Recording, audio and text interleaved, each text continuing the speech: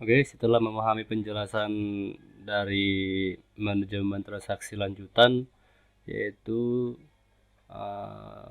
pembahasan kali ini fokus terhadap 2 poin, yaitu ada set point sama dengan rule back to set point. Nah, sebelum kita melangkah langsung ke praktek, nah kalau kalian belum memahami bagaimana konsepnya daripada si manajemen transaksi tersebut, silakan di putar lagi video awalnya ya, supaya lebih memahami. Karena kalau sudah memahami konsepnya, untuk prakteknya pasti gampang. Oke, selanjutnya di sini seperti biasa bagian MySQL kita di startkan, maksudnya startkan. Nah, di bagian Apache kali ini tidak kita gunakan karena kita menggunakan konsol nantinya. Oke, kalau sudah kita minimize, kita buka command promptnya, kita buat tambah dulu title manajemen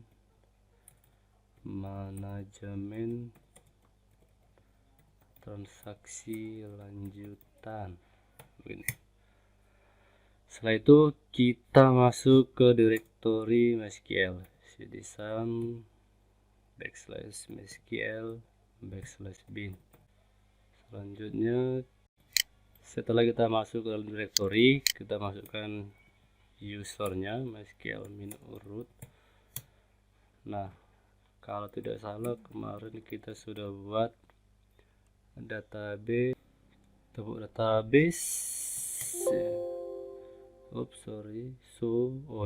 so databases. Nah, ini itu ada manajemen transaksi, use manajemen transaksi. Oke, kita lihat ada tabel apa aja. So table apa lagi nih, so harus jamak ya, tables. Oke, di sini ada tabel user. Jadi kita coba tampilkan deskripsinya, user. Oke, ini dia, kita lihat dulu hasilnya ada berapa record. Salah lagi, user. Nah, nih ada 10 record. Nah, seperti teorinya di sebelumnya, biasanya manajemen transaksi diawali dengan start transaction. Oke, langsung aja kita mulai. Start transaction, koma, kita buat perintah select bintang from user. Oke, lalu kita lakukan proses query insert into user. Kita masukkan fieldnya full name, terus ada username, ada password, ada apa lagi, role ID, ada lagi is activate,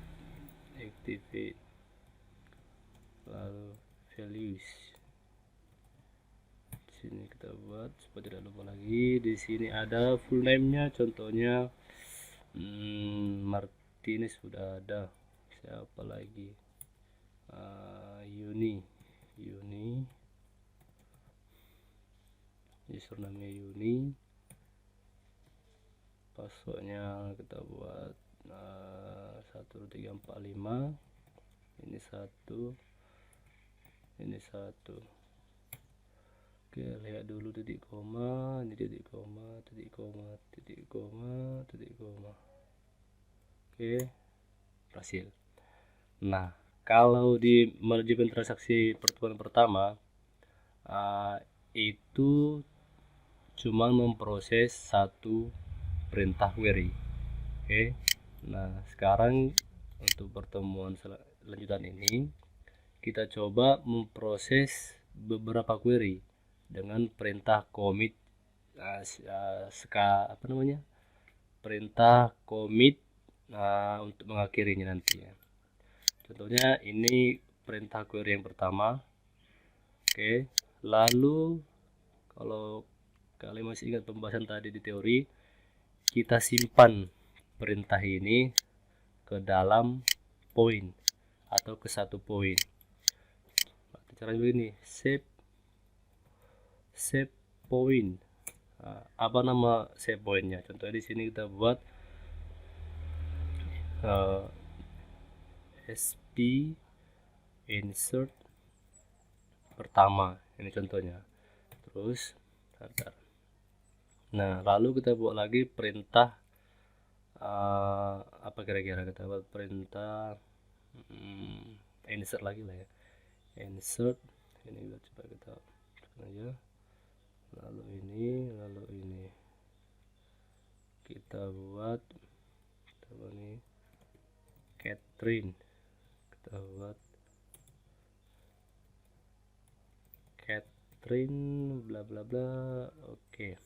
Nah ini kita simpan di mana? Kita simpan di titik atau save point, tidak boleh sama ya, tidak boleh sama. sp insert 2 begini. Oke, enter. Nah ini kan sudah ada perintah 2 query. Nah selanjutnya kita buat perintah update. Oke, perintah update contohnya kita mau update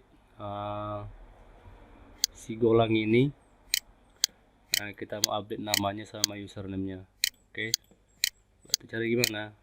Update user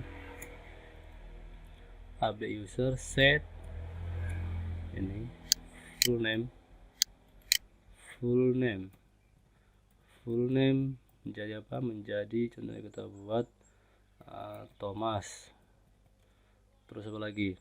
Username-nya kita buat apa nih? Username-nya kita buat Thomas. Oke. Lalu apa lagi kira-kira? Where kita cari primary key-nya, where si golang punya primary key 8. Oke.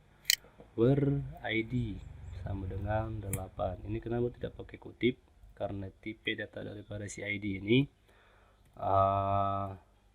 integer ya guys. Berarti tidak perlu menggunakan kutip. Jadi koma, enter. Oke. Lalu kita simpan lagi save point. Apa tadi? Save point sp update kita buat 1 titik koma. Oke, apalagi kira-kira? Ini di enter. Nah kita buat yang terakhir, jadi set sudah, update sudah, tinggal delete. Contohnya kita mau hapus si Kotlin dengan ID 9. Jadi delete from user where ID sama dengan ID-nya berapa tuh? Si Kotlin 9. Oke, kita save point, kita simpan di titik sp delete 1 titik koma. Nah ini udah berapa perintah ini? Udah 1 2 3 4 perintah sekaligus.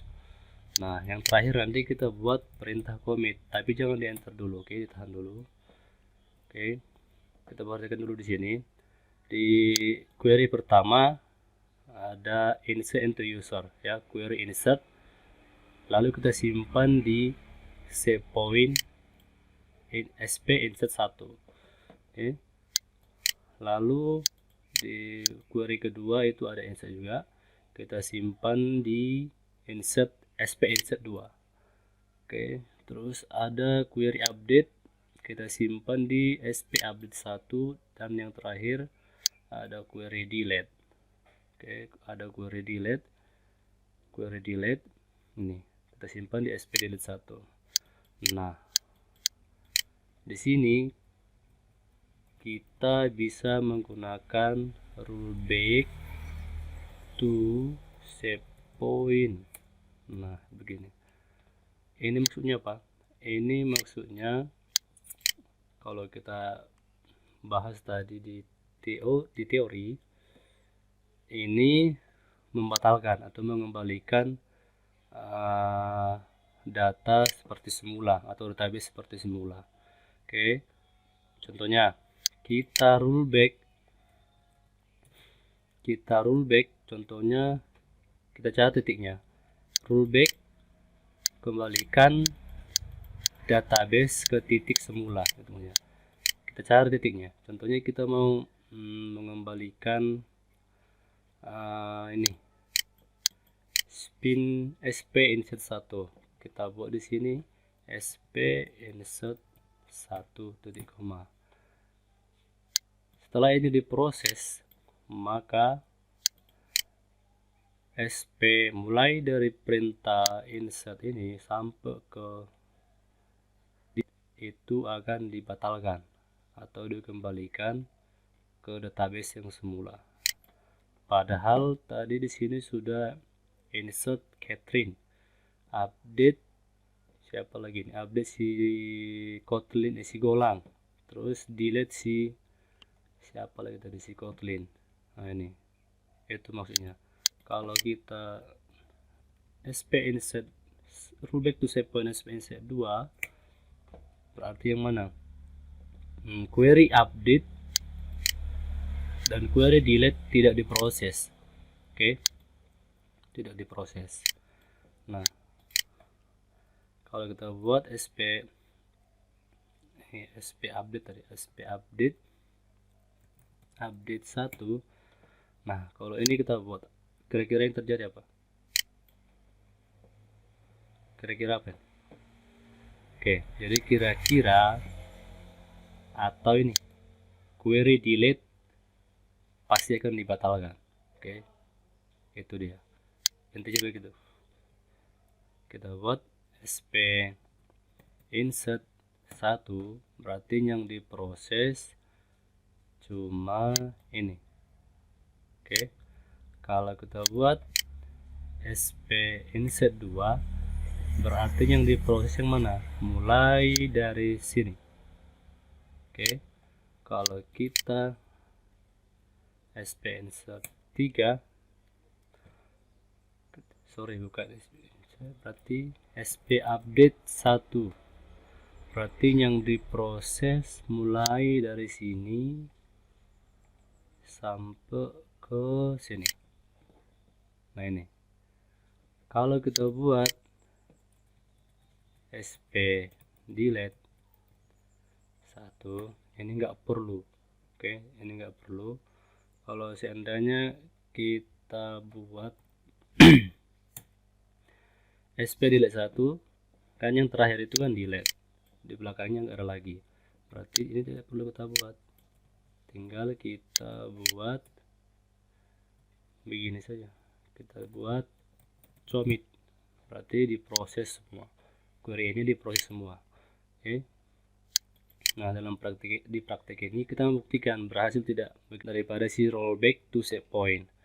Contohnya di sini kita mau batalkan kedua perintah ini, ternyata ini salah ya, ceritanya ini sekarang lagi salah. Oke, kita buat rollback to save point, nama titiknya mana kira-kira, berarti ini tadi. Kalau kita buat di sini, kalau kita ambil titiknya di sini, berarti yang diproses ini sampai sini.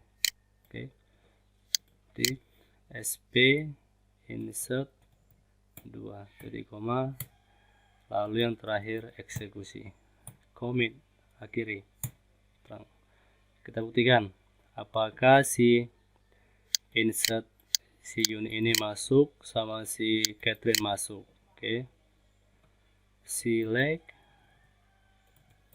bintang from user. Oke, Uni masuk, Catherine masuk. Kita lihat di sini. Di sini ada perintah update. Kita tadi mengganti ID 8 menjadi Thomas. Ternyata berhasil. Kita membatalkan perintah query tadi. Terus yang terakhir adalah delete ID 9. Masih ada dia. Itu. Ini kenapa bisa terjadi?